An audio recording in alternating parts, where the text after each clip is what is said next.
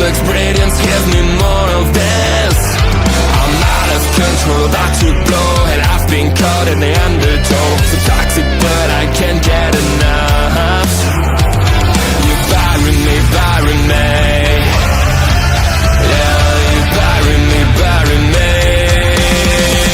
You've got me hypnotized, push me out of myself. You've got me hypnotized. I can see, I can hear, going crazy for the light. You've got me hypnotized. You've got me hypnotized. Can I get you out of my hand again?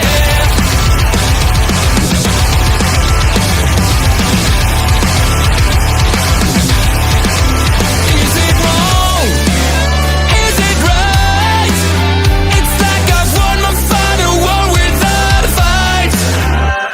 I'm out of control, about to blow, and I've been caught in the undertow. So toxic, but I can't get enough. You bury me, bury me. I know you bury me, bury me. You've got me hypnotized, push me out of myself. You've got me hypnotized.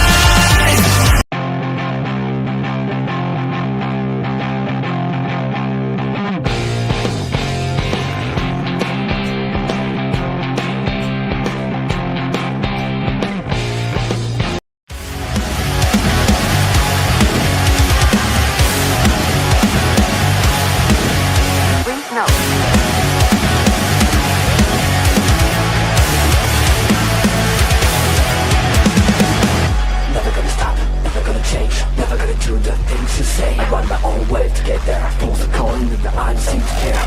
In the air, no more crowd, just the opposite kind of few clouds. So tell me the storm is coming, for the sake of all your lies. Why don't you try to be wise? Know that I need you, why? I never wanted to be alive, just to feel like I'm fading. And though my heart breaks a beat at time, I cross the line just to tell you, don't lead the way, don't even say that I follow with a promise playing the rain. I am in misery.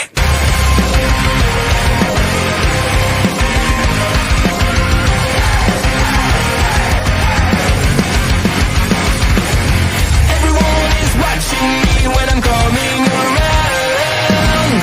They all are judging me when I'm lying on the ground. I've got no shelter, I've got no escape. My life is a prison and I can't run away. I feel it in my bones, I'm losing it all. Stuck in my head, I am in misery. Deep inside myself, all I get, my only family. Stuck in the grave, can someone rescue me? I'm burning alive, I got it, I am in misery.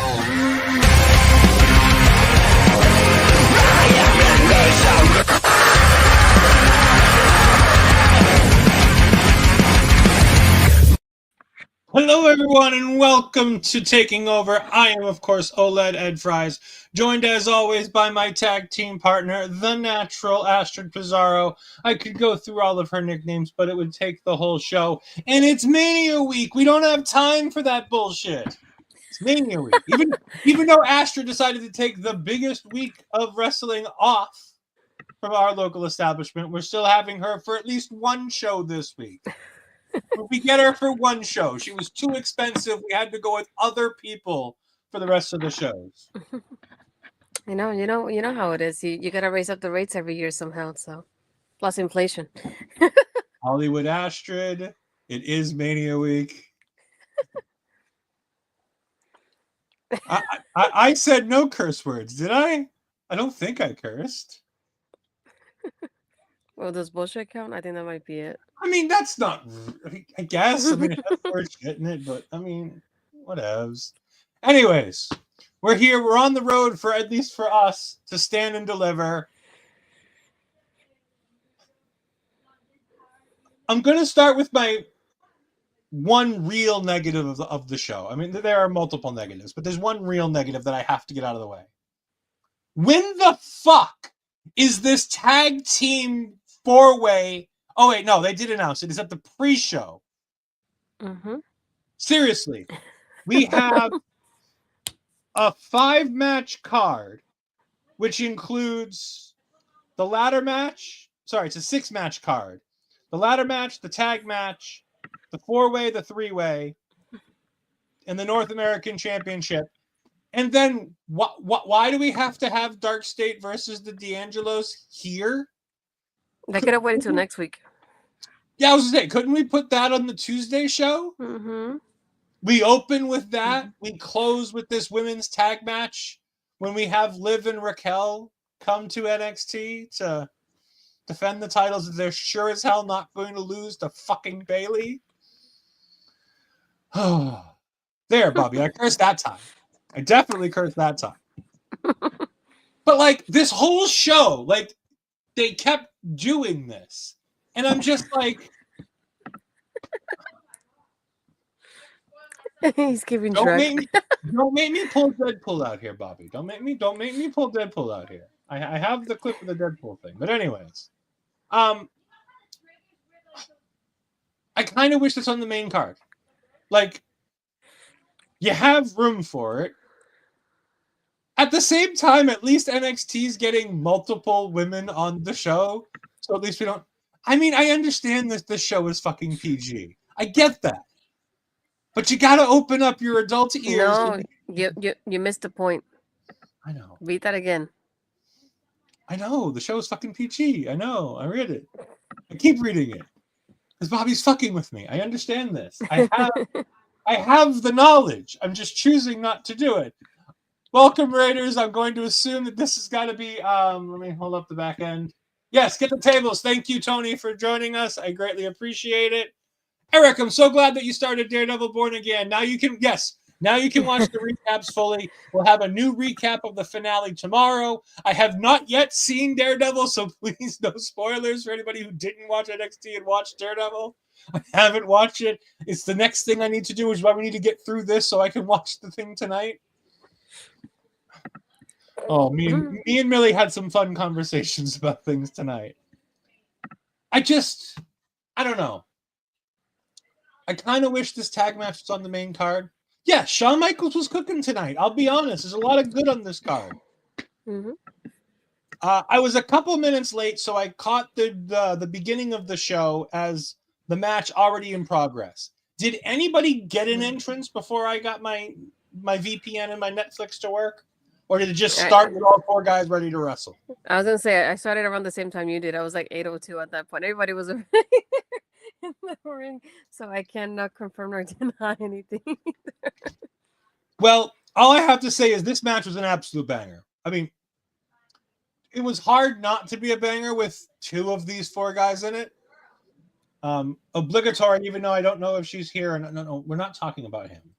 Yes, Even we though are. I don't know if she's here or not, but we still do since he's on the match. Him. He was here. I'll be honest. He was the standout of this match for me, to be honest with you. I thought Eddy Thorpe was the star of this match. Yes, Ethan got the win. Yes, Wesley looked fantastic. Those are things that we kind of both expected. If Ethan didn't win this match, I'd have had questions. If Wesley didn't look fantastic in this match, I'd have had questions. If Lexis King didn't suck in this match, I'd have had questions. But no, Eddy Thorpe was a star here. I really enjoyed the work that Eddy Thorpe put into this match. I thought that the booking of this match was really good. I thought it was really tight. I thought that they do the thing that NXT typically tries to do more often than not. Multi-person match means more than 2 people in the ring at the same time. So many times people like Bobby Munson will get bogged down by the fact that multi-person matches suck because there's always 2 guys in the ring, guys roll out, and then there's not enough action going on. It's just guy fights guy rolls out, new guy comes in, fight, repeat. NXT always seems to do this, and WWE is starting to do it more and more as we go. I really like the idea that these guys were constantly multiple men in the ring. Mm-hmm. At times, at large portions of time, all four guys are in the ring doing things. You even had points where two guys are squaring off against each other, and then they beat up their guy, then they square off as the other guy comes back. There's so many good spots here. The Tower of Doom spot, the Meteora off the Super Meteora, whatever the hell it was. Like, there's a lot of really good stuff in this match. That whisper in the wind. Is that what it was? I thought it was a Meteora. The Whisper in the No, Wind, the it's Super both. Whisper in the Wind. Yeah, but no, there was a meteor and a whisper in the wind too. There was a lot in this match. I didn't take the greatest of notes. I was enjoying this match. So the only thing I didn't like was they did the stupid spot where one guy gets thrown into the champion who's on commentary. And the reason why I really didn't like it here is because we just did this in the opening match last week. Like, we just fucking did this shit. Can we think of something different, please? Anything new would be great. Yes, a Tower of Doom spot is always an A+ in my book. I love them. They're great. It's kind of cheesy, but it's just great. I thought this was great. They throw out Ricky Saints, which makes sense, but at the same time, I kind of wish they would have just thrown out the match there and had Ricky take on all four of them. I think that five-way would have been really cool at Stand and Deliver, where we could have done Dark State somewhere else. We could have brought in the tag match and had a five-way here. But I guess they really wanted a one-on-one match at some point on this show for Stand and Deliver. Because I don't consider a tag match a one-on-one match. No, I wouldn't either. What did you think of that? I mean, I know you've been. Don't worry, I'll get my joyous smile when he gets his ass kicked on Thursday night at Unbreakable. What did you think of Ethan winning? That's fine. Getting 2 title matches in 1 week. See? And he's gonna lose them both. It's okay. At least he had them. Yeah. Sure. No, like you said, it was a fun match. The Whisper in the Wind, like I mentioned, the Meteor was great. The double submission on Lexis King and it turning into the triple submission at that point on Lexis as well. It was very fun. And like you said, this is one of the things that I love about NXT, the fact that when it does multi-person matches, there's at least 2 people in the ring somehow, in some way, shape, or form. And it's weird when they have those moments of like people are waiting for each other. There's always something happening. And I really love to see that always. It's like there was a rare moment that we had like 2 people together here. And most of the time it was 3 and even the 4 at some points during the match too. But yeah, I was thinking like some way, shape, or form that we're gonna put it into a 5-way here. That's what I was expecting. Or I thought that maybe Ricky would have touched Ethan and would have caused a DQ there as well. That was my second option. So when he just threw him, he basically got thrown out and just didn't do anything. I was very surprised about it in that aspect of it. I think it'll be 1-on-1 somehow. But again, I feel like it's still a fun match, especially for a match that was thrown together last week like that, last minute. So I feel like they did really well with it being something that was very last minute. Yeah, I mean, the match at Stand and Deliver is going to be fine no matter what. It's just, I don't know. I kind of wanted it to just be a bigger match. But it is what it is, and we'll live with it. So yeah, Ethan Page will take on Ricky Saints on Saturday, after taking on Joe Hendry and Kazarian on Thursday. So if I'm remembering correctly, and correct me if I'm wrong, they're playing a taped Impact from 8 to 10, and then at 10 o'clock they're airing a live pay-per-view from 10 to whenever. Yeah, it's weird. Oh, TNA going to TNA no matter what. I feel like most of the time that would have been like a Friday thing, but I figured they're probably thinking they have SmackDown no room because Hall of it's Fame. Yeah. So they're like, let's not do that. So rather keep it on the Thursday when they like Debbie doesn't have anything on Thursdays like that. So probably why. We actually wanted more in a match. Yes, I mean in that particular match I wanted more. Not in most of these matches, but in that one particular one I did. Then we get of the 4 promos, this is the most necessary promo. It's a really well done promo, a lot of footage from TNA. me getting the chance to show Mama Fries that Jordan Grace wasn't always the sleek bodybuilder girl that she was. I did laugh a little when she started talking about herself at one point, and she says "Little Jordan." I'm like, I don't think there was ever a time there was Little Jordan. But the reason why I say that is because of the fact that there's like they're literally showing us pictures of a rather chunky Jordan Grace throughout this entire thing, and it's like it's just funny to hear the words "little." Like I said, I make sure I'm very careful that I never talk about little Ed because there was rarely a time where I was little, as an overweight guy in general. But I love this promo. It's a fucking necessary promo for 60% of this audience who has no clue who Jordan Grace is, why she's a big deal, why she's a star. Here we go.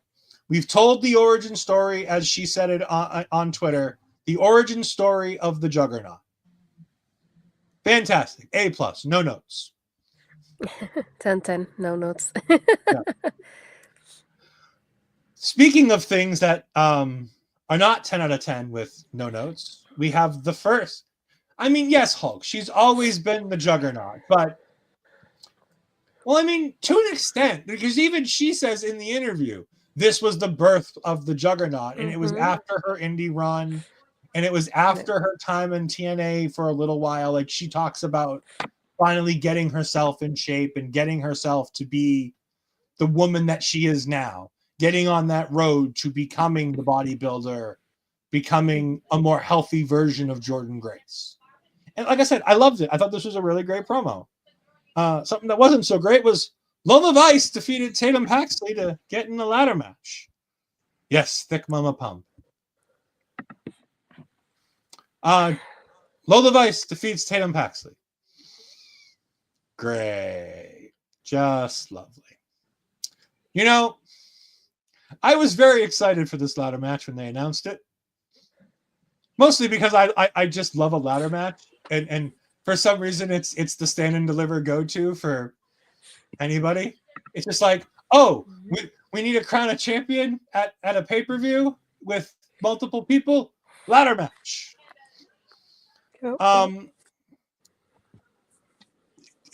The participants have slowly gone downhill for me. It's like, oh, look, Zarya's in the match. Really high. Oh, look, Kalani got in the match. Down a little. Solruka's in the match. Up a little. Izzy's in the match. All right, it stays about the same. This week. Whee! Explosion. Lola's in the match. I'll be honest. Before this match started, during the commercial break between the Jordan Grace promo and this match, I decided to go take a shower not knowing what was coming next. So I didn't get to see the match. I heard commentary throughout the match, which was probably worse, because it meant that I had to listen to Booker T. Ashley, how was the match? Because I haven't gone back to watch it yet. This one, I would say both of them were short, but this one went a little bit longer than the second one. But it feels like it felt like it didn't feel as important as the other ones were. That's how it felt. I did like the fact that Tatum really focused. I don't want to say she acted like a heel, but it felt kind of that way in a sense, because she was always like targeting Lola's shoulder somehow, and she hit Lola on the post at one point, and then with Gigi's help, she went under the ring, and Lola went behind her trying to get her, but Gigi distracted her, and then when she came in, she hit her with the steel part where underneath the apron. So it's like she was really focusing on that and using Gigi as a distraction as well. So like they felt like really heelish out of her in that same way. So I was like, okay, maybe it'll be a Tatum thing. And I was like, I like having the crowd was like kind of like behind her. So like I was hoping that would happen. And then all of a sudden we get Lola, and I was like, but it was going so well. I like Tatum being in control. Tatum focusing on that shoulder and focusing on that body part. So it's like I had some hope, but in the end we got Lola winning. I was like, oh, and it's like one of those things like just like with the second match, out of the two, Lola's the one that's been off TV this whole time. So I was not expecting her to win in that aspect. Tatum has been a little bit more consistent than she has been. So that's what I was hoping, that she would be the one that would be in the match. But oh well. Yeah. And we have Hulk bringing up a good point, and with us talking about the card for Stand and Deliver, we should bring it up now. Yeah. To me, when I see these 4-way matches, it seems like lazy booking. And he goes, now I do understand that they want everybody on the card. It's not necessarily that, like, so yes, sometimes multi-person matches are just ways to get everybody on the card and to do this. I'll defend NXT in this by saying a lot of these multi-person matches that are being booked for this show have a reason. You're trying to crown a new champion in a deep women's division. You want to showcase that deep women's division. So you want to have that North American ladder match with as many people as you can. Makes sense that you do 6 in that. The 4-way for the world title. While I don't agree that the 4-way was the way that they should have gone, because I stood fastly that the one-on-one match was the match that they should have booked for Stand and Deliver. I understand that part of this is you've just got Jordynne Grace. I guarantee you part of that contract was Jordynne Grace is working WrestleMania weekend. I wouldn't be surprised if Jordynne Grace was like, hey, I know I just got here. I really, really, really want to work that big show. Can we make that happen? As soon as I saw Lola, I knew she was winning. Oh. But yeah, like I said, I think a lot of these matches on this card, and like I said, with the main event, we'll talk about it later on. They've done such a good job of quietly booking this triple threat match in the back the whole time. Where you've had when Oba won at Deadline, when he won the Iron Survivor, you had that him and Javon thing where Javon's like, I was that close to getting the tie and figuring out what happens next. And then you've had him feuding with Trick backstage by Trick pushing him away, telling him he's a nobody, telling him he's a kid. They've done a really good job of making that triple threat feel like a triple threat, much like they've done on Raw with the men's main event of night 1. Less well done of what they did with the Raw Women's Championship, but we'll not talk about that one. So I think back to Hulk's point, I think a lot of multi-person matches can feel like lazy booking. I feel like WWE, at least in this instance, and NXT in this instance, has done a really good job of making these multi-person matches feel like they've been earned. And I feel like with the women's championship, I feel like the only one that almost doesn't fit in is Jada in a way. We know what it happened because of the whole thing, which I know. But at the same time, like you said, I would have been fine with just a one-on-one match, whether it would have been Julia versus Stephanie or even Stephanie versus Jordan if Julia wasn't, ready, to put it like that. So that would have been fine. The 3-way for the men's championship is something to be building up towards as well. So it's not surprising that it's been that way either. There's some of them that, you do see as a multi-person, you're like, they could have done without it, but there's some of them that they build up really well that it makes sense to have a multi-person match. Like in the NXT North American, for example, they have put everybody there. That would have been a little bit of lazy booking in a sense because it was very last minute. So I feel like that one would have made more sense because there was no real build up to it. Fun, but lazy booking. Yeah. Because I would have enjoyed the match more if it were that way. But I get you what you're saying. And I kind of agree with Logan for the first time, I think, in a long time.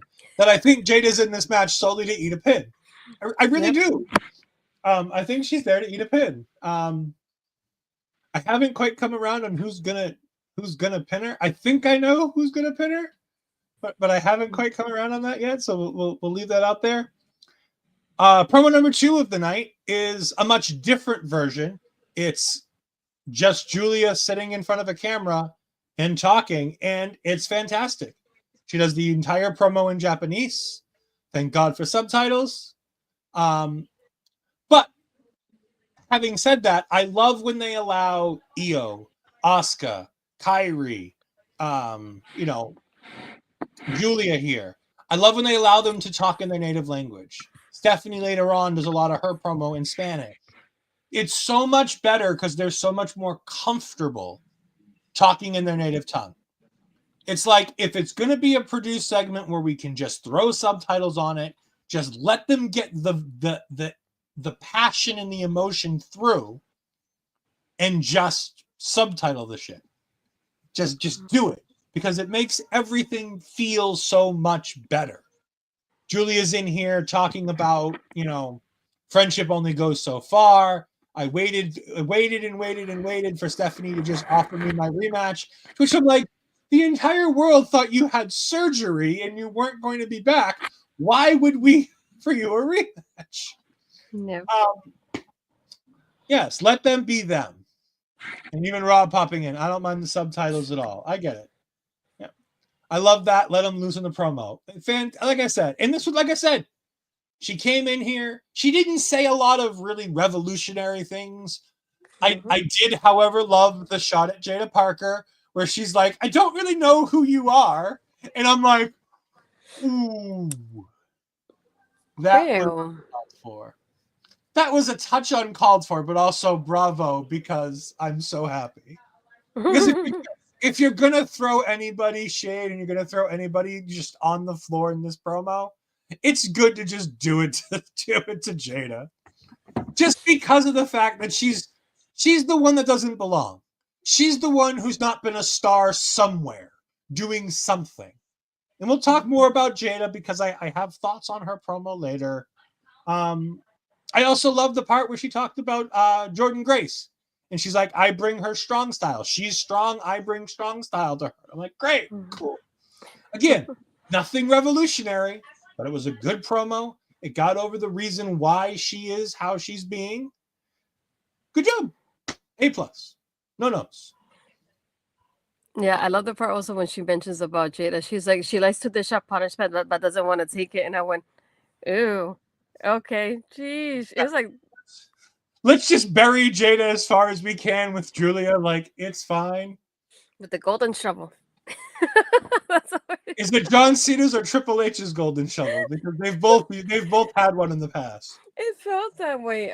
But no, I like the way she addressed everybody at the same time. And like you said, every promo was different because the Jordan one, it felt more like a profile on her to give different personal.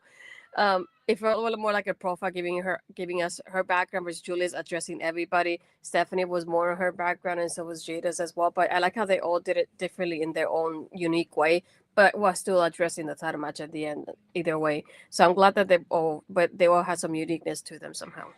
Yeah. We then get the backstage segment, which I'll be honest, this is where the beginning of this train wreck of a night thing with this whole thing started. Triple threat drama between Tatum, Gigi, Lash and Jakara, and Terrible. By the way, what is the name of the tag team for Gigi and Tatum? I know they have a tag team name with Chemical X. And and what happened to Shotzi? She's been off TV for a while now too. We don't need Shotzi. Fuck Shotzi. I'm not saying we need her, but it just feels odd that they introduced the whole team with her, and all of a sudden she's off TV, but the other two are still here. Trust me, I'm sure there's a reason why Shotzi's not on television. Read into that what you want. Don't say it. So Terrible Toxic versus Lash and Jakara versus Chemical X. And I put for a shot at the women's tag team title match next Tuesday. And I assumed the way that this was being told, I thought this match was happening on Friday. She's like, I've talked to Nick Aldis. I've talked to Adam Pearce. I'm like, okay, cool. So on Friday night, before WrestleMania, we're going to get this. I'm like, that's a cool place to do it. Do it on SmackDown. That's a fun match. Roxanne's obviously not happy. She doesn't have a tag team partner. She wants into the North American ladder match. And Ava's like, look, no, you're not getting into that match. But if you can find somebody who can put up with you long enough to be a tag team partner, go ahead. Oh, we'll see how that will go later on. It makes no sense whatsoever, and it frustrates the heck out of me. Oh, I think it makes perfect sense, and we'll talk about it later.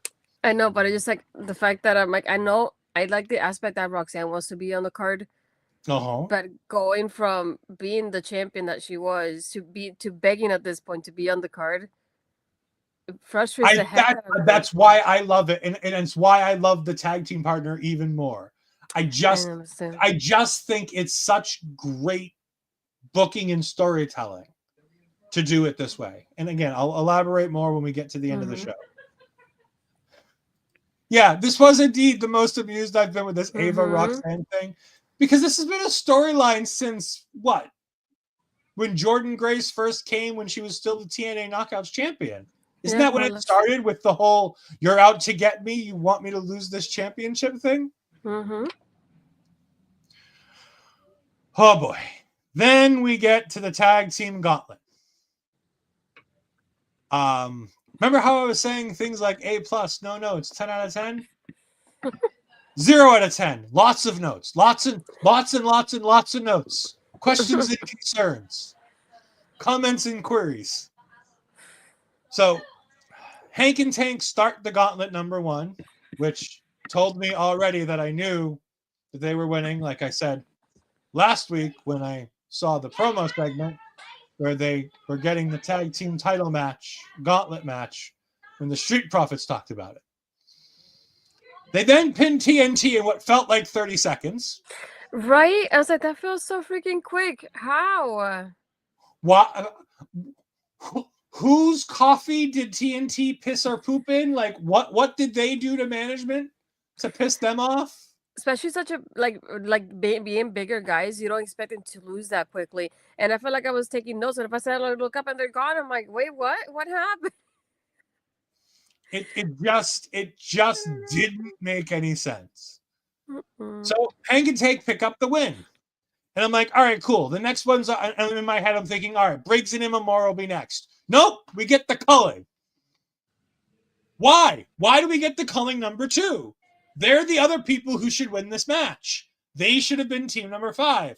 Also, they're the only other heel team in this match other than the guys you just beat in 30 seconds. Mhm.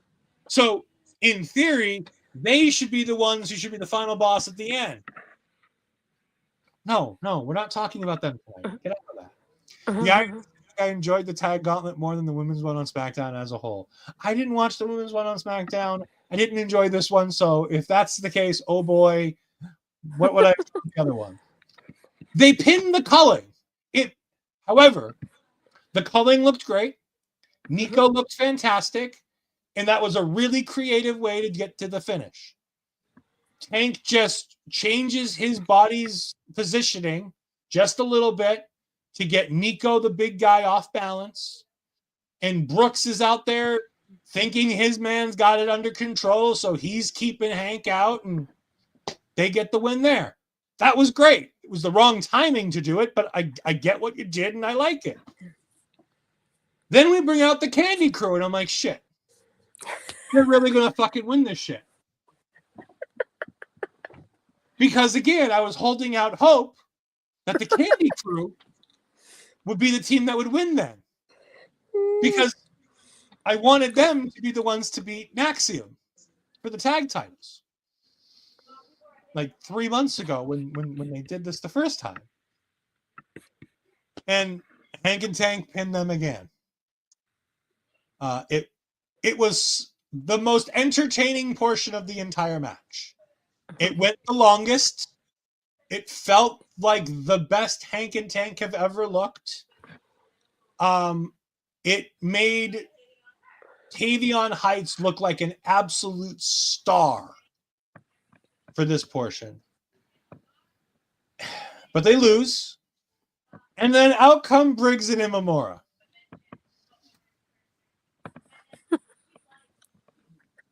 And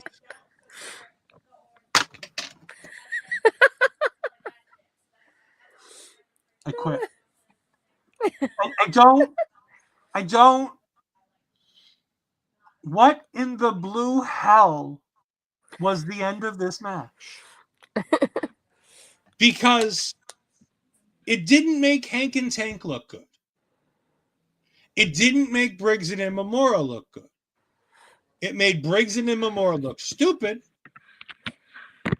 It made the whole finish seem out of place.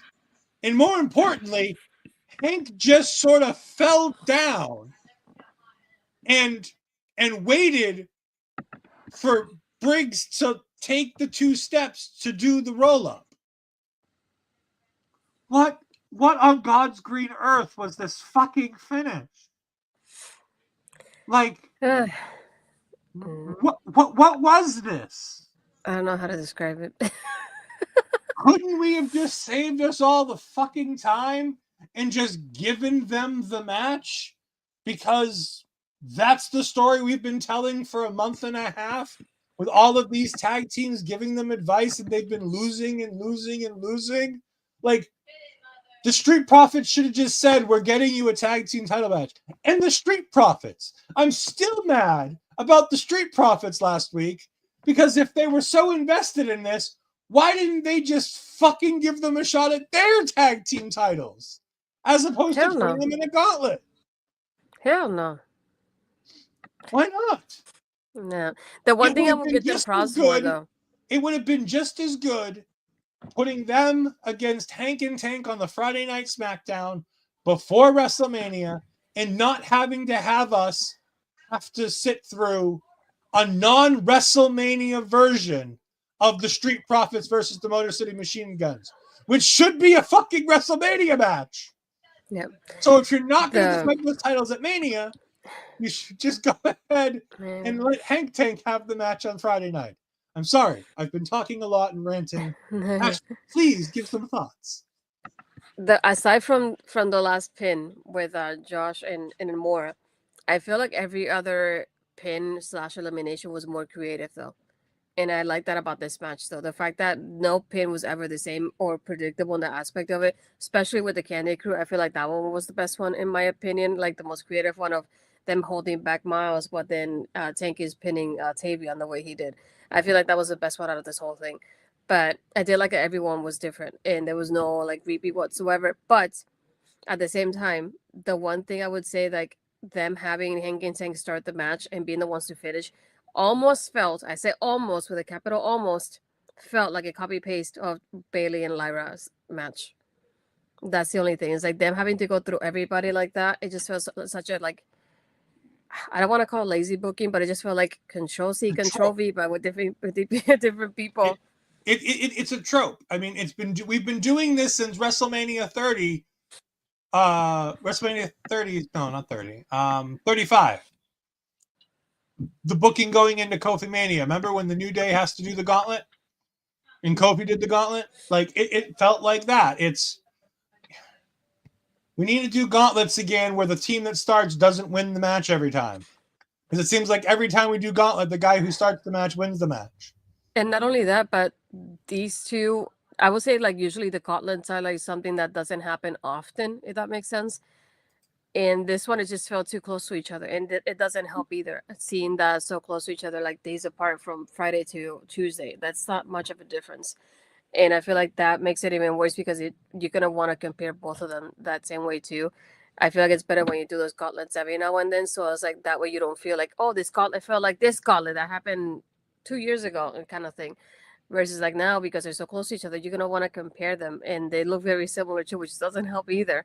So I feel like very lazy on their end too. But now we got Hank and Tank versus Fraxium. And we're going to have new tag team champions at Stand and Deliver. No. Hank and Tank are finishing this story by winning the championships. They're not. I don't want them to finish their story. I don't want them to have a story, period. But they're going to, and they're going to win. And you know how I know I'm right about this? Because Shay Sawyer agrees with me, and great minds think alike. I know, Shay. I love you and all, girly, but no, disagree. You're so disappointed in Shay for this, aren't you?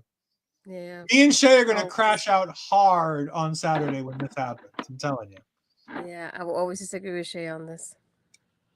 No story for Hank Tank. They shouldn't even had a beginning of a story, let alone finishing a story. No, they're not Cody Rhodes. They don't get to finish stories.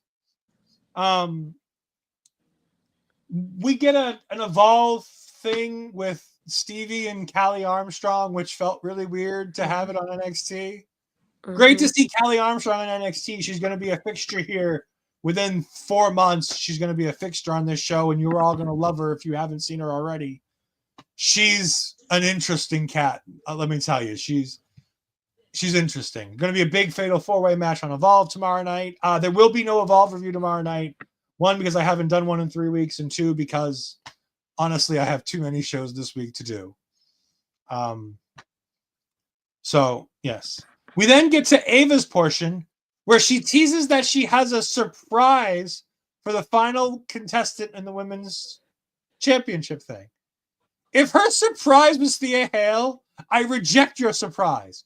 Go fuck yourself, Ava, if that's your surprise. No. Bad, Ava. Bad. I'm starting to get on SGG's bandwagon here. Bad, Ava. Oh no. If that's a surprise, I don't want it. Yes, I know Millie's happy. I'm very upset. I don't like seeing Thea Hale on my TV screen. I've been very happy only having to see her on my social media, trying to figure out how to buy coffees and do a vlog. By the way, she can't do vlogs very well anyways, but that's besides the point.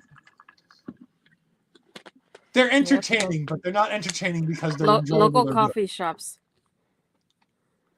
But tell me if I'm right or wrong.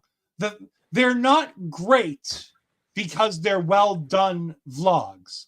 They're great because she's hilarious, and the vlogs are awful because she doesn't know what the fuck she's doing.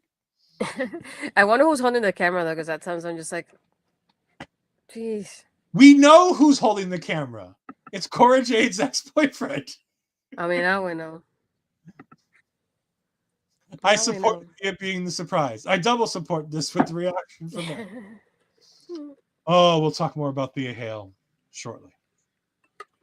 All right, we get to the Jada Parker promo. Astrid, I want your thoughts on this before I start giving my thoughts because I've talked a lot tonight. Shocker! Ed's talked too much tonight already. I mean, I did like the fact about her talking about her sports background. And one thing that I will give her props for is that she said it herself. She's the only like homegrown talent from the match in itself here, and her sports background, which is another thing that she's from the NIL program, all that kind of thing. I like having that kind of profile on her as well. I feel like it's one of those things that we got at the beginning when we first met her, and I feel like we kind of forget that happened because we don't really focus on it. So it was nice to see her talking about her dad and being part of the women's soccer rooms. She's gone through it's a sports. I was gonna say most of her life at that point. But I did like the majority of this. It just I feel like out of these, I feel like I would have liked a little bit more from her rather than just her background because we kind of heard that before at the same time.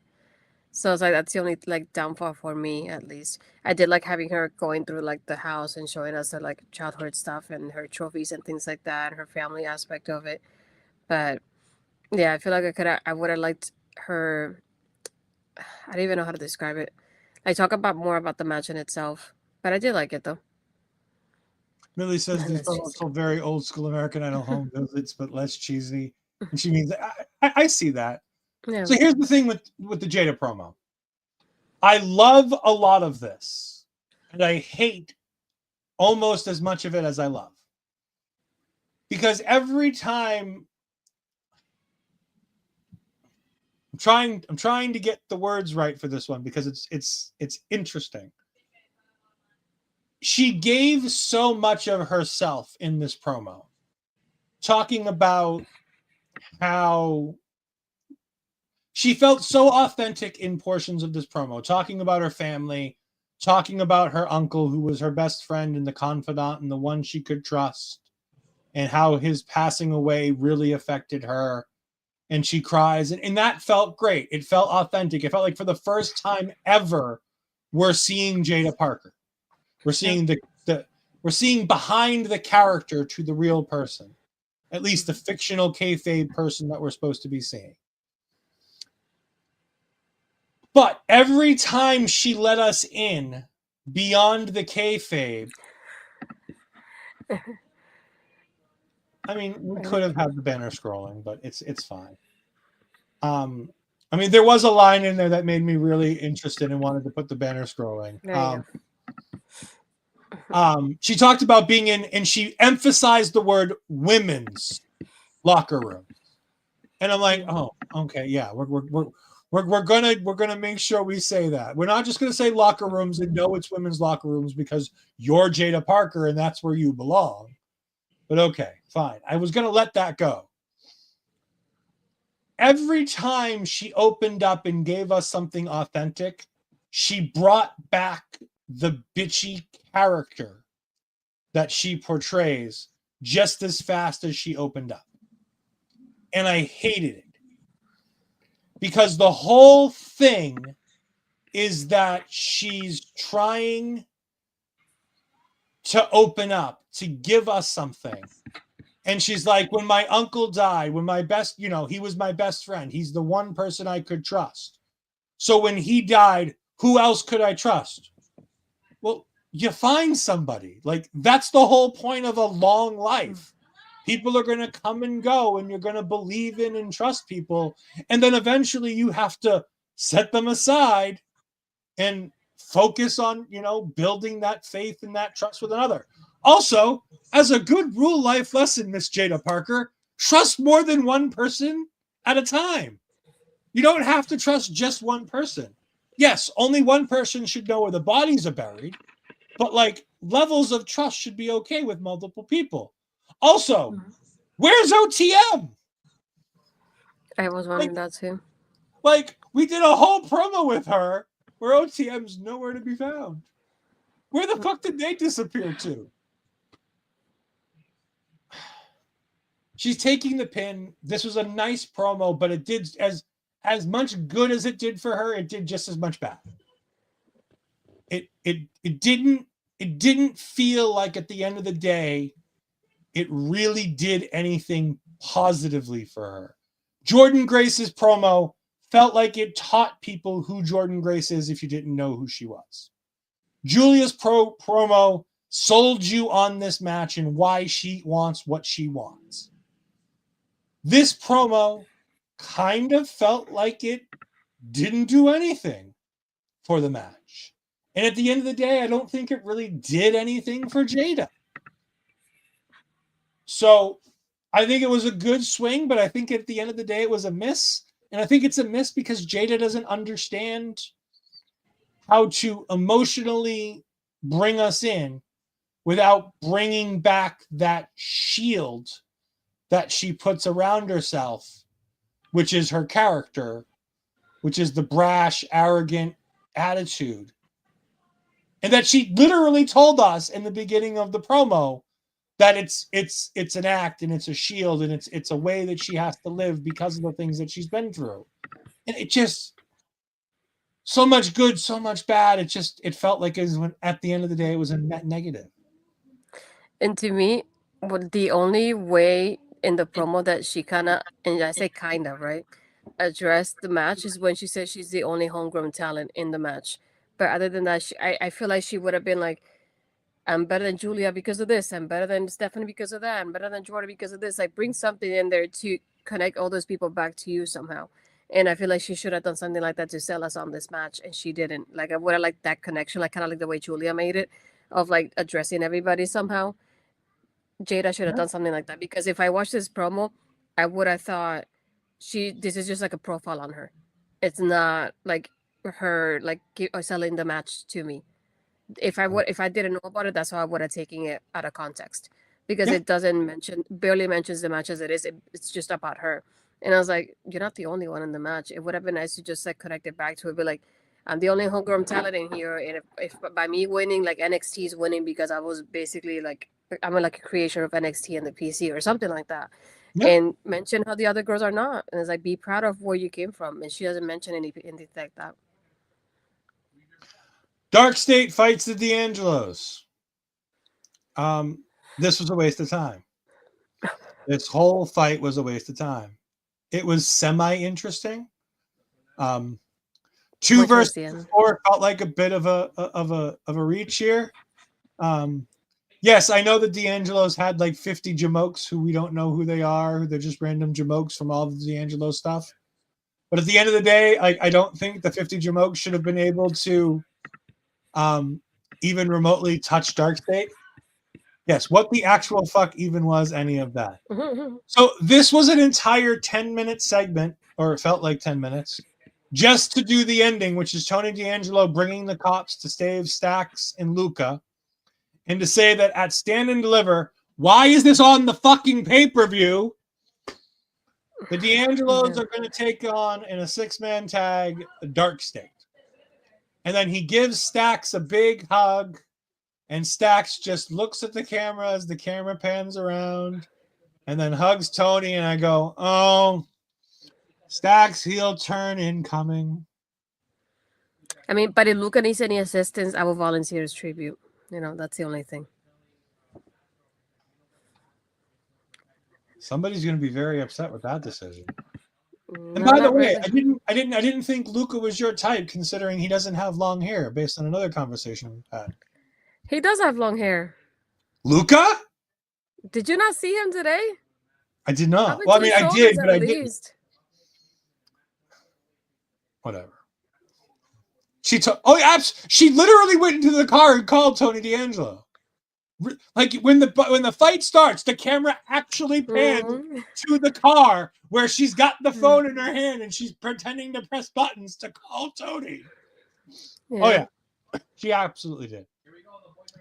All right, and then we get WWE Digital on television. I know you're gonna love this promo. I know you're gonna think this is good. I thought this was a bit of a waste of time to put on television. It was nice to see. Did you catch the? Is that the song? I didn't know that. I didn't notice. I didn't notice that. I heard the new song and I just assumed it was another shitty Def Rebel song. She's like, if you're getting rid of me, I'm not on your side. No, she was mad because she's Tony's girl. Well, not Tony's girl, but you know what I mean. She's aligned to Tony, whereas Luca's alliances seem a little iffy. But we're moving on from that shit show to Stephanie Vicor in Chile. While this is great WWE digital content, this was kind of pointless on television. I think Stephanie was a great ambassador here. I will also say that I thought all of the Kofi Mania stuff, where Kofi went back to Africa and did all those segments that we put on the TV show, I thought those were a bit of a waste of time too. I don't need these things for a 2-3 minute vignette on my TV screen. And I get it. Like I said, I know I'm in the minority on this one. I know I'm going to be in the minority on this one. I just thought personally this was kind of pointless. It's a good promo for the match. It's a good ambassadorial promo showing how WWE is taking over the world. It was great to see her back in her home of Chile, showing all the people there that you can get to WWE and you can live your dreams. There's so much good in this. But it should have been about the match, and it shouldn't have been about Stephanie taking a vacation. It's not a vacation when you go home. It was a working vacation. She went to Chile in April. It's a working vacation. I mean, I understand Chile and Florida probably have the same weather, but when you're up here in Massachusetts and most days are, still 30, 40 degrees, sometimes you get lucky to get a 50. This is getting away for winter weather. Yeah. But yeah, it's like I feel like this. I enjoyed this one a lot because I feel like it gives a more background on Stephanie as well. But I feel like they should have added her talking more about the match too, like the Jada one. I feel like that's the only thing that it didn't address. It addressed her as a champion, but if I would have seen the second out of context, that would have been like, oh, they're just showing me like her homecoming as a champion, and that would have been it. Doesn't really mention anything about the match in itself. I feel like that's the only downfall of this one. I did love the aspect of like showing her doing media. I think she's with the government as well, showing the championship with her family and all that kind of things. Like, I really enjoy all of that there. I feel like it was a great background on her, and not only that, but it's just nice when you get to be home and you get to be like, oh, I did this and I was able to do that, and this was my dream, and look at me basically working towards that dream now. So just seeing that all together, I think it was just great. And I have seen a couple of like clips of her interviews recently as well, the last couple of days, talking about how she got to WWE and NXT, and just seeing that, I feel like it's great when you see somebody that had that dream, achieving that dream no matter what and it's just nice to see that like, with the profile in itself. But again, it's like I loved every part of this, just seeing her with her family and seeing different aspects of her getting interviewed and representing NXT somehow, and even in places like Chile, like you rarely see anybody from Chile before in WWE. I think I've only seen one girl that was in the Million Classic that was from Chile, and I don't remember her name. I had to go back into it. But it doesn't happen often, really. Yeah, no, like I said, I love this segment. It just feels like something that I would rather see on socials, on WWE Digital. But like I said, it wasn't a bad segment. It's just it seems like it's wasting. And based on some of the finishes in some of these matches, like it could have given some much needed time to some other things. Hank and Tank have a promo talking about their big win and how they're going to stand and deliver. And then the jerk Nathan Frazier and the wonderful man Axiom come in, and they basically tell us all that they're losing the tag team titles when they're like, "It's great, you did all that for nothing because you're going to lose and stand and deliver." And I'm like, "Oh, great. We just got told again that they're losing the tag team titles, and I'm going to have to talk about Hank and Tank as tag team champions." And I got real sad again. I got real sad. Naxium and Nathan walks away, and Axiom is left to kind of shake their hands and be the good guy, which is nice. And yeah, I agree with you on this one because I seen comments online over the week and everything about her interview, how she got to WB, and people just wishing that her ex would have finished the job, kind of thing, and those kind of comments, and just like that is very nasty to see towards a woman, especially that just is a survivor, to be honest. But yeah, I definitely agree on that. It's like, how could you not like her? Yeah, no, I mean, there's a lot more to the Stephanie to WWE than just she dropped all of her titles in CMLL and just walked away.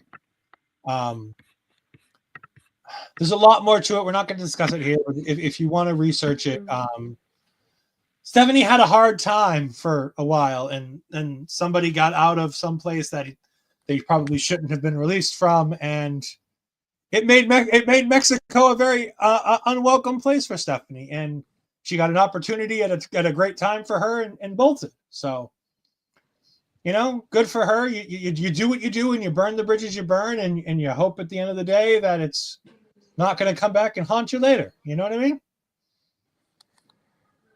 Roxanne and Ava are back at it, and Roxanne says that she's found a tag team partner herself. And Ava goes, no, that's not going to work. We're not doing that. And Cora Jade walks in, and Roxanne says, I'll do anything to get on the stand and deliver card. And Cora Jade walks in and says, even say you're sorry? And this is building to a really good segment. And then they fucking end the segment.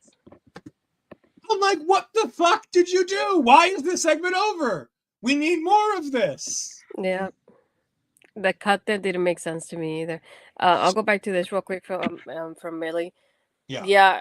One thing that I really disliked about this, not only the fact that obviously she's a survivor, but the fact that there's, I would say, a lot of, I don't want to say all of them, but a lot of male wrestlers. I'll send you a DM if anything, if I find it later, of people supporting her ex and what he did to her instead of supporting her, and that's probably one of the other reasons why she decided not to go to AEW. So I'll give you details on that later. And Astrid has sent me a picture of Luca from tonight, and I'll say it's shoulder length. Shoulder length is not considered long hair. It's shoulder length. We then get the card for Stand and Deliver, because apparently this is where we needed to go after we a quick cut from that segment.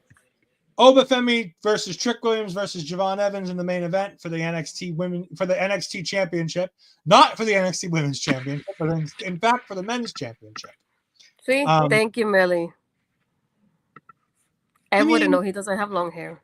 No, I don't. I grew up wanting to have long hair like my idol Shawn Michaels, and I took after Corey Matthews. Rob. Yes, Rob was a very big fan of Cora Jade. Very big. He was a very happy man when we went to the NXT shows and we got to see Cora wrestle. He was very happy. No, I wanted to take after my hero Shawn Michaels, and I ended up taking after Corey Matthews, where it just sort of grows up and out and it just sort of sits there in an awkward position. Thank you, Rob. Thank you. I appreciate the support. Yes, this is no. He's saying my hair. This is long for me. I haven't shaved it in a while.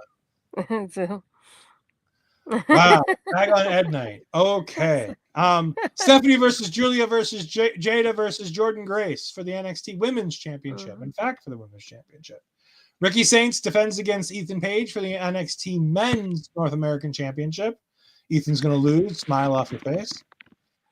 Hank Tank versus Naxium for the Tag Team Championships.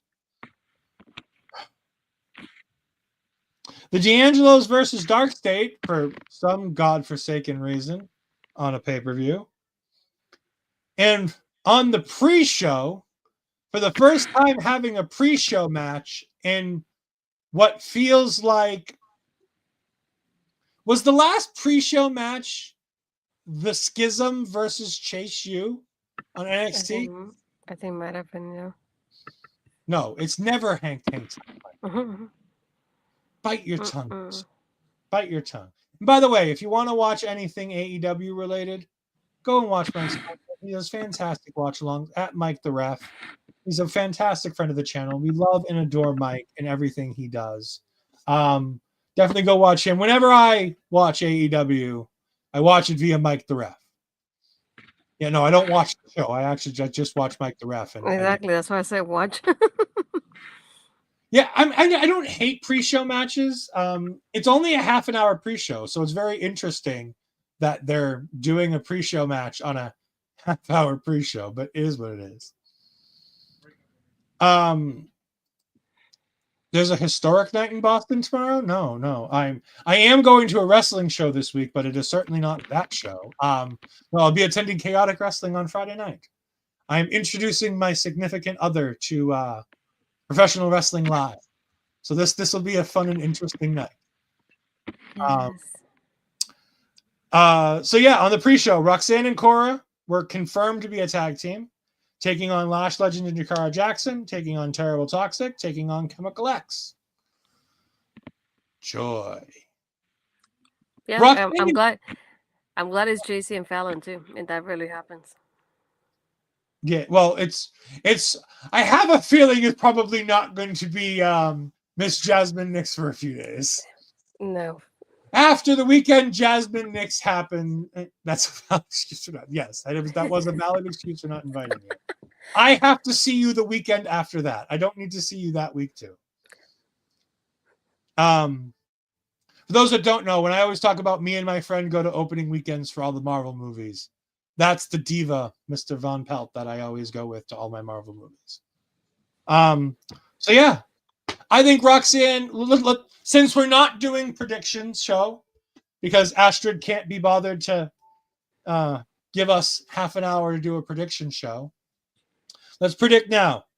On the pre-show, who is going to be the number one contenders for a Tuesday night match against Liv Morgan and Raquel Rodriguez? Because Lord knows Bailey and Lyra aren't winning those damn titles. I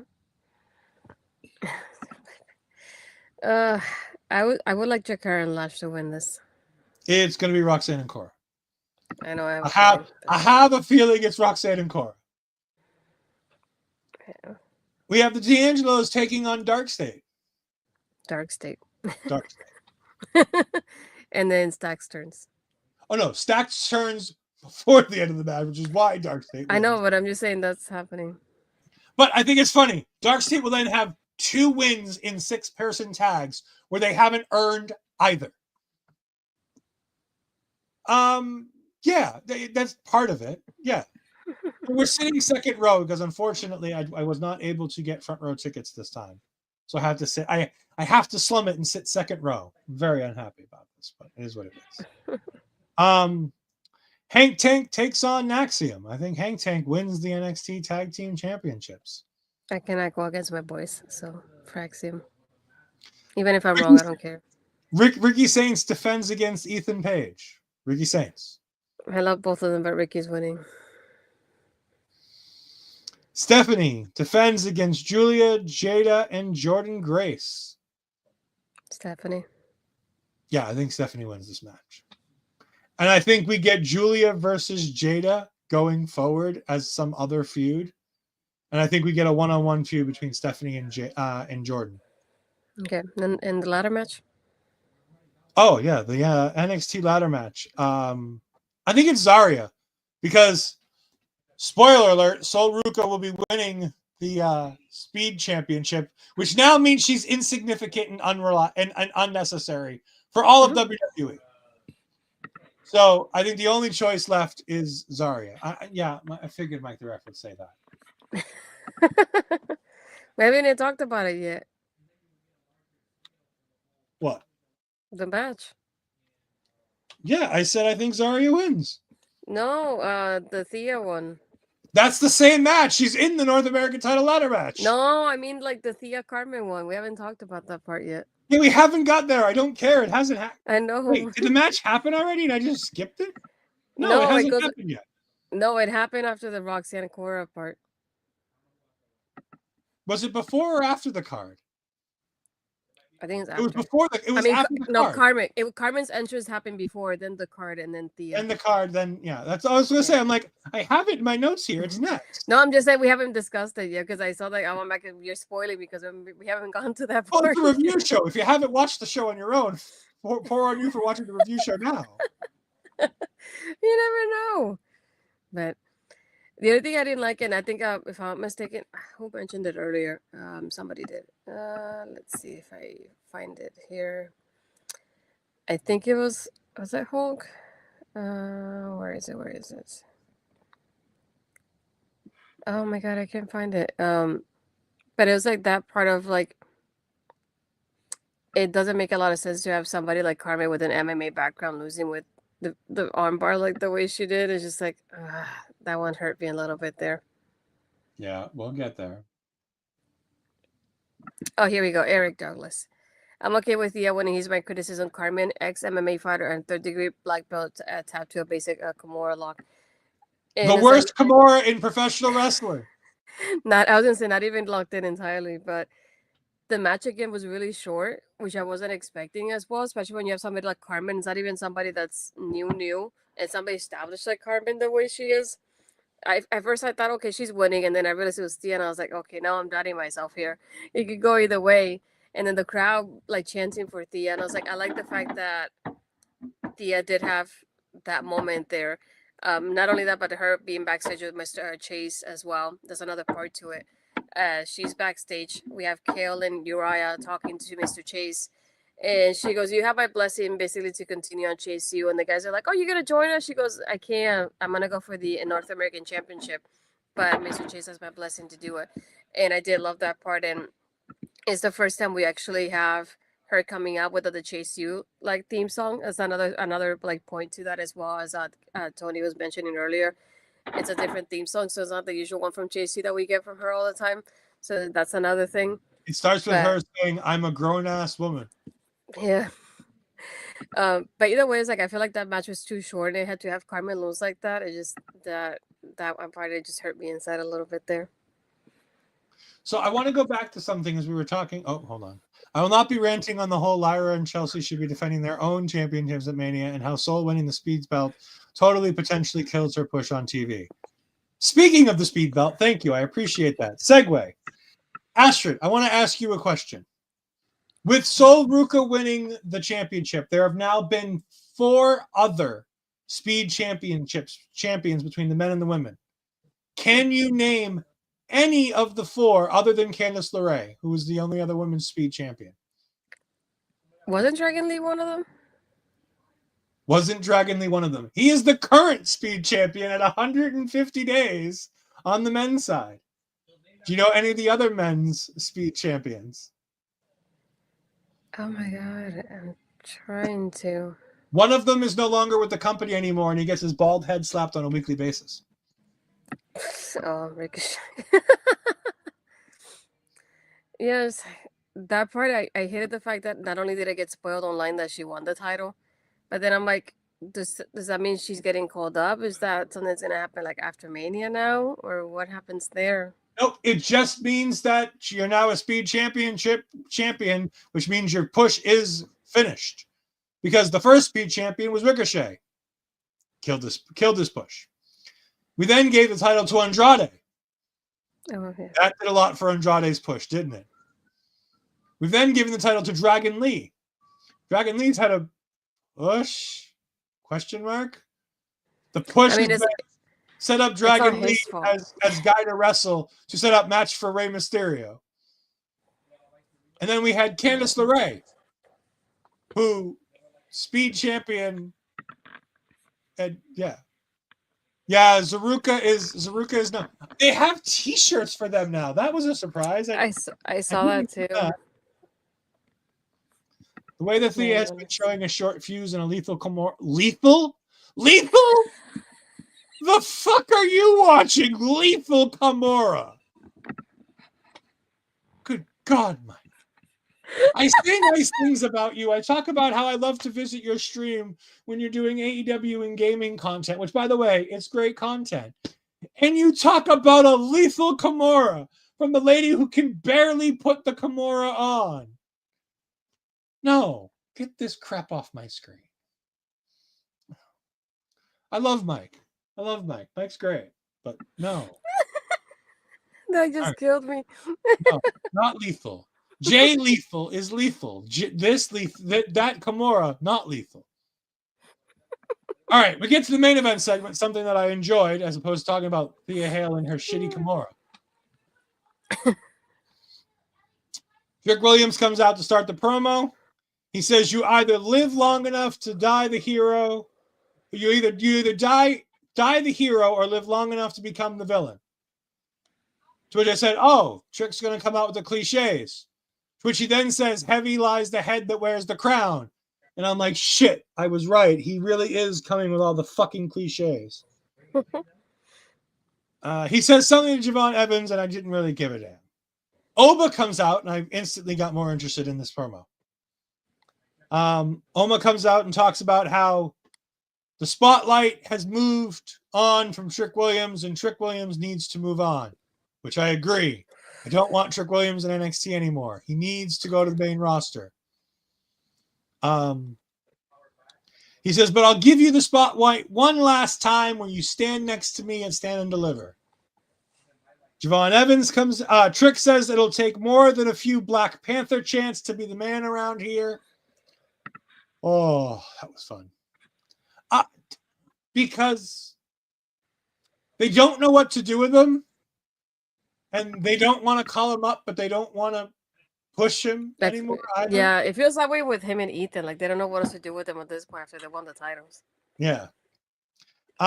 Trick says it'll take more than a few Black Panther chants to be the man around here, which I thought was his best line of the entire fucking segment, which is saying something. Because Trick used to be the man of like one-liners and getting over on a promo with a line or two, and he really didn't hold up. Speaking of people who didn't quite hold up in their promo, Javon Evans then came out. I thought Javon tried real hard in this promo.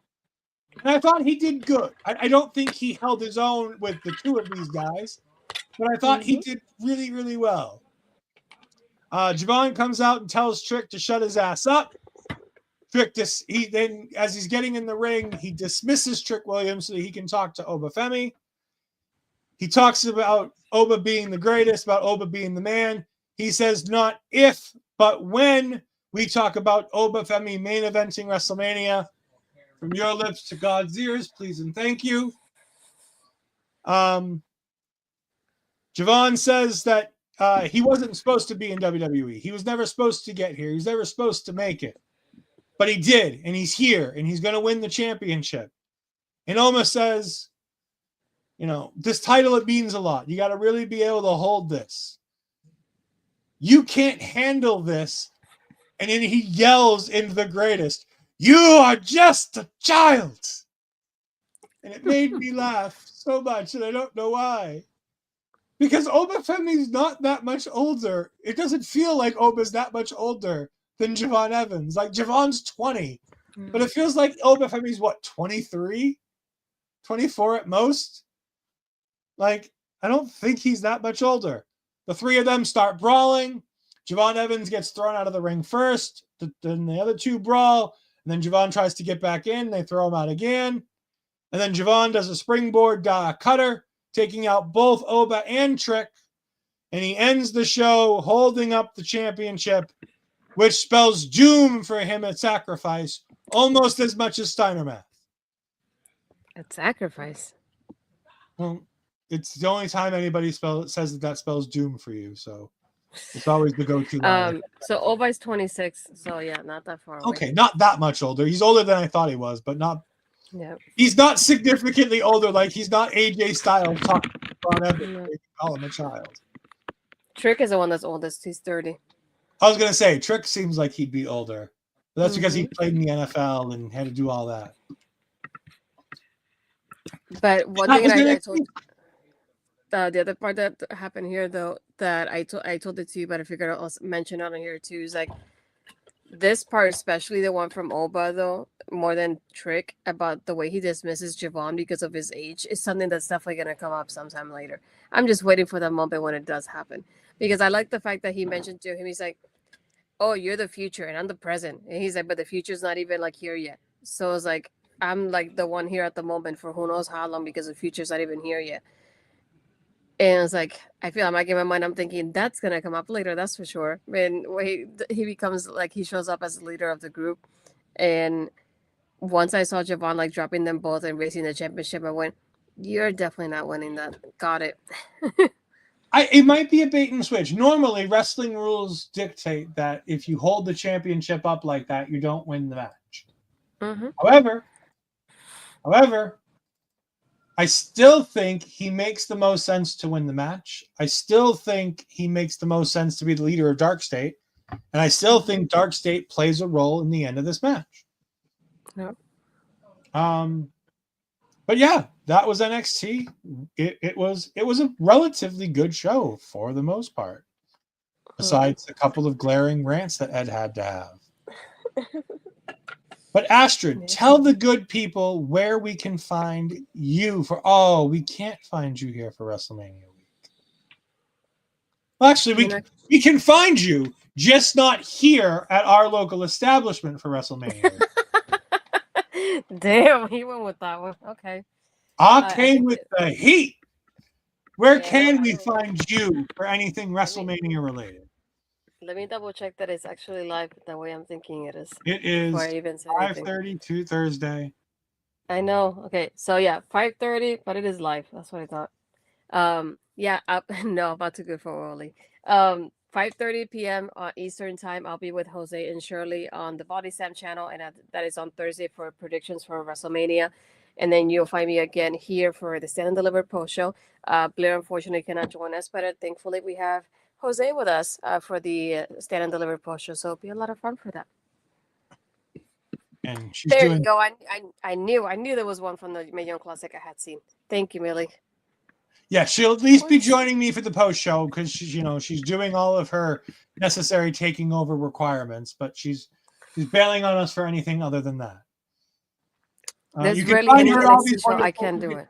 You can find her at all these wonderful socials where she's actually going to be and not supporting. No, I'm just kidding. I'm just giving her a hard time. It's fine. To Hollywood, indeed. However, you can find me at Twitter and Blue Skies at EdFries12584. You can find me on the Twitch at twitch.tv/EdFries2002. Tomorrow night, you can go ahead and catch me, Andre, and Peggy on, most likely Peggy. I haven't seen her tonight. I assume she'll be there. It seemed like she was going to be. She doesn't have to be there every day this week, but she needs to show up at least once or twice. Exactly. Once Stand Deliver. There you go. Yeah. That wasn't what we were. That's what I meant. Hey, that's not nice either. I'll explain though. It is a family tradition in my family to watch WrestleMania together. So we're watching WrestleMania.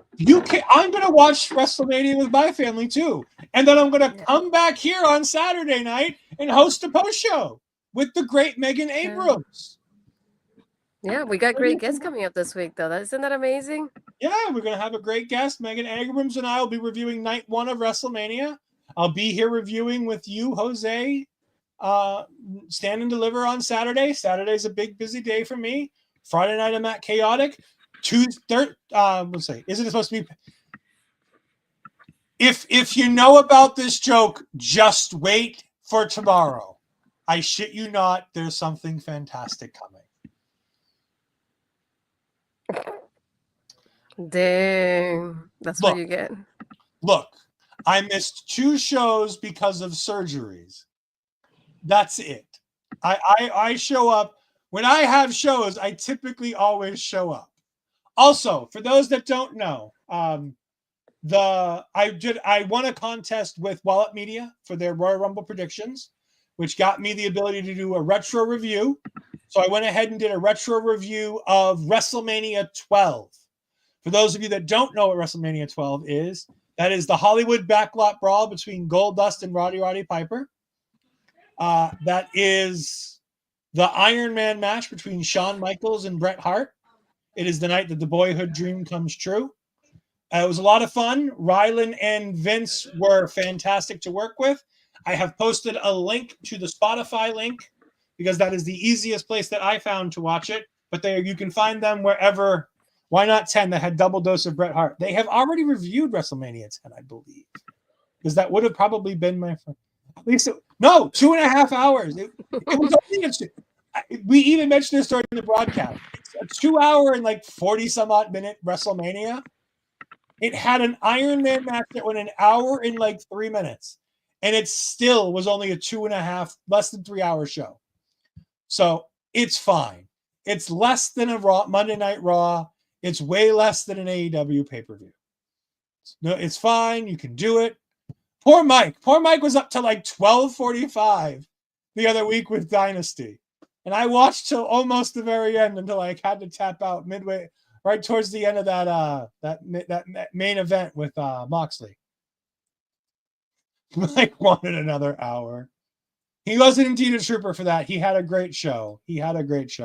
But yes, join me in the link in the comments. It's right here. You can go ahead and join me. Go ahead and support the guys from Wallop. They were fantastic. I'm hoping that you'll be able to see them on this show or on other shows on our local establishment at some point in the near future. We're going through the necessary steps to approve guests for the shows. We have to go through the booking agents on our local establishment to make sure everybody gets cleared. But it was a lot of fun. I really enjoyed it. Those guys were great. So yeah, go ahead and watch that. Listen to it. You can't watch it. Apparently they do. So we recorded a StreamYard with full video. So I assumed it was going to be like a video podcast on Spotify and stuff. Nope, it's apparently audio only. I'm very offended right now, STG. I know. Very offended. Astrid is Booker of the Year. How dare you take that away? When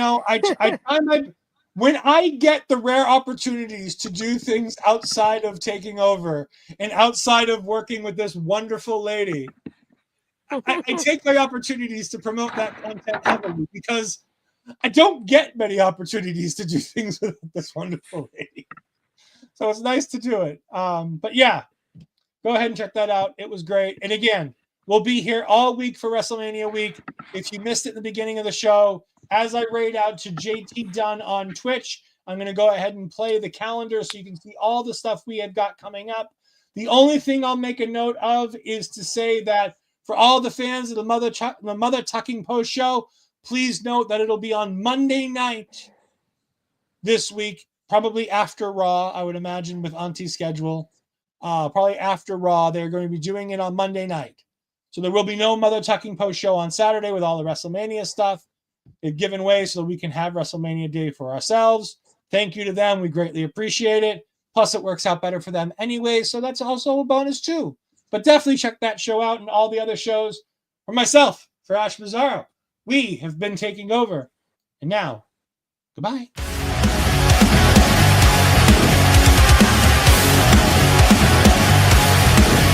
Please note.